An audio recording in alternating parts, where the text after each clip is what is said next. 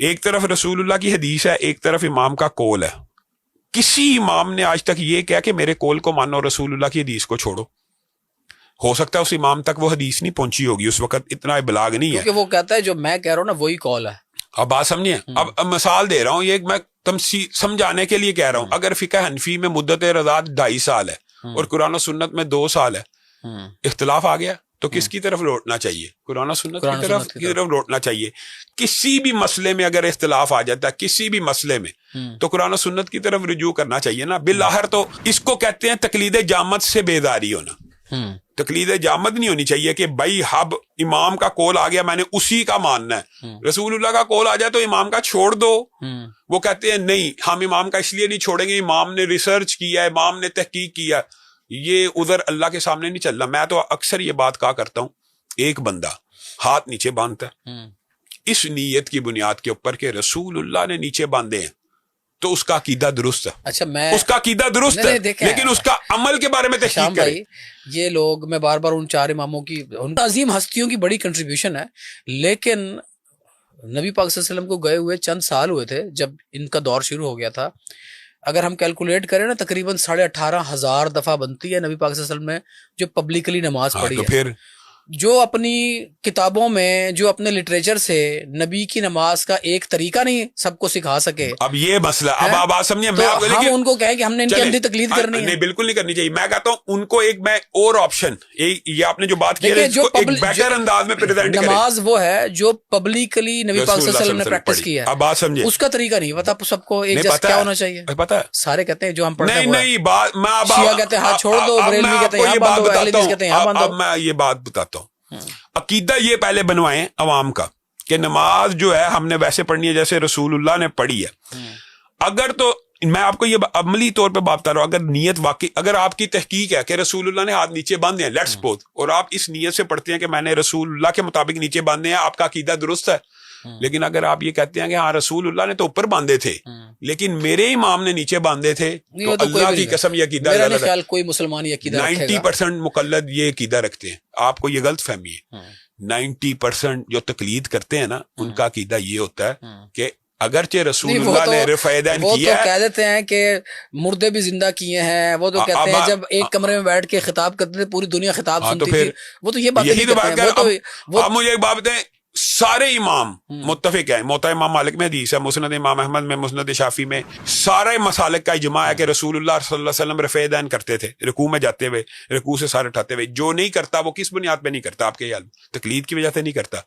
اگر تو وہ اس وجہ سے نہیں کرتا کہ رسول اللہ نے ایک نماز اس کے بغیر پڑھی ہے، تو میں آپ کو بتاتا ہوں، میں اہل حدیث ہوں نا، رسول اللہ کی ایک حدیث آ جائے کہ رسول اللہ نے ایک نماز، صرف ایک نماز بغیر رفع یدین کے پڑھی ہے، ہم اس کو بھی سنت مانیں گے. رفع یدین تو شیعہ بھی کرتے ہیں، ہم اس کو بھی سنت مانگیں گے. رفع یدین تو شیعہ بھی کرتے ہیں. میں تو وہ شکر ہے یہ سنت کے اوپر عمل پیرا ہے. میں یہ کہہ رہا ہوں کہ سنت دیکھیں، رسول اللہ کی سنت اگر ایک دفعہ نہیں نہ کیا، میں اس کو سنت کہتا ہوں. یار ایک دفعہ بھی نہیں کیا، آپ تحقیق کریں تو آپ اس کو اپنائیں. لیکن میں یہ کہتا ہوں کہ چلے یار نماز تو پڑھیں، نماز تو چلیں. ہم اگلے اس پہ آتے ہیں. یزید کے بارے میں آپ کی کیا رائے ہے؟ میری اس کے بارے میں بڑا کلیئر کٹ موقف ہے.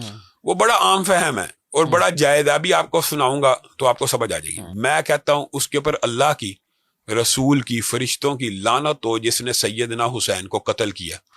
میرا علم یہ نہیں کہتا کہ اس نے کیا. میں نے جس کا سوال نہیں کیا، میں نے یزید کا پوچھا. اس کا سوال کا جواب یہ ہے کہ میری تحقیق کے مطابق وہ ملوث نہیں ہے. اگر وہ ملوث ہے اس کے اوپر اللہ کی لعنت ہو.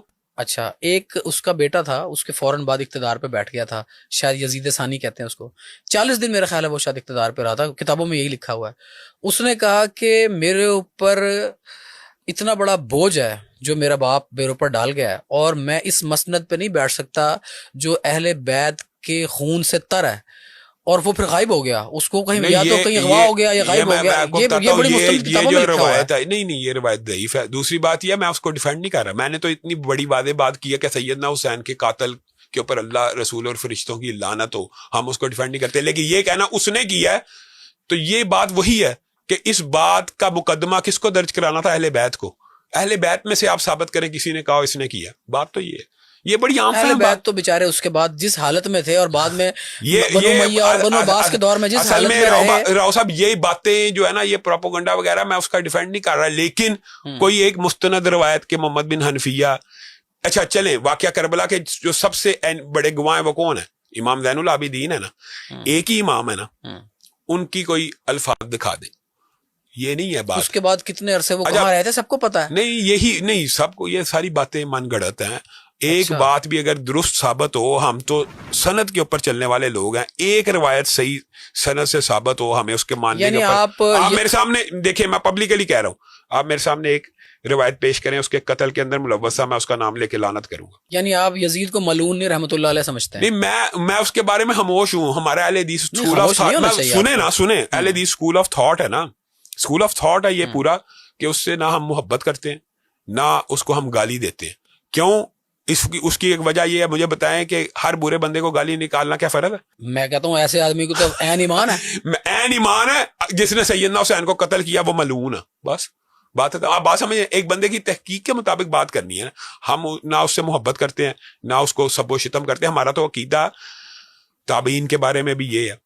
ہم اس سے اگر اوپر والی سٹیج میں جائیں تو اس کے اوپر تو اجماع امت ہے کہ کسی صحابی کے اوپر تو سب کرنا ویسے ہی. یزید کے بارے میں تو پتہ چل گیا کہ آپ اس کو معصوم سمجھتے ہیں. نہیں میں نہیں، پھر وہی بات میں کہتا ہوں، سیدنا حسین کا ہر قاتل ملعون ہے. اگر وہ شامل ہے تو مجھے اس آپ کی تحقیق میں وہ شامل نہیں ہے نا. میری تحقیق میں شامل ہے. معصوم ہونا الگ بات ہوتی ہے. معصوم تو نبی ہوتے ہیں. حضرت سعد بن ابی وقاص کا بیٹا عمر سعد یزید کی فوج کا سپہ سالار تھا. یہ باتیں یہ بھی غلط ہے. پرانی باتیں، پرانی بات نہیں ہے یہ تو. اس پہ تو سنی کتابوں میں بھی میں یہ کہہ رہا ہوں، اگر اس موضوع کے اوپر تو بات وہ ہوگی سند کے ساتھ باحوالہ، یہ باتیں وہاں پہ ہوں تو پھر یعنی اگر آپ کو میڈیا اس چیز کی اجازت دے تو آپ علماء کے ساتھ یہ ڈیبیٹ کرا دیں. میں تو یہ سمجھتا ہوں کہ یزید سے کیا رسول اللہ کی زندگی میں دین مکمل ہے. یہ بڑی عام فہم بات ہے.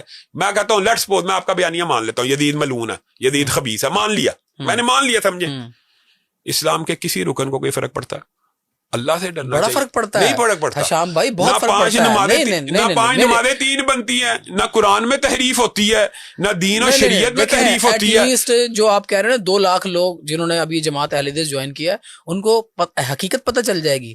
وہ کہیں گے یار ہمارا صدر جمعیت اہل حدیث کہہ رہا ہے کہ یزید ملعون ہے، یزید قاتل حسین ہے. نہیں، اس سے دین کے اندر کیا فرق آئے گا؟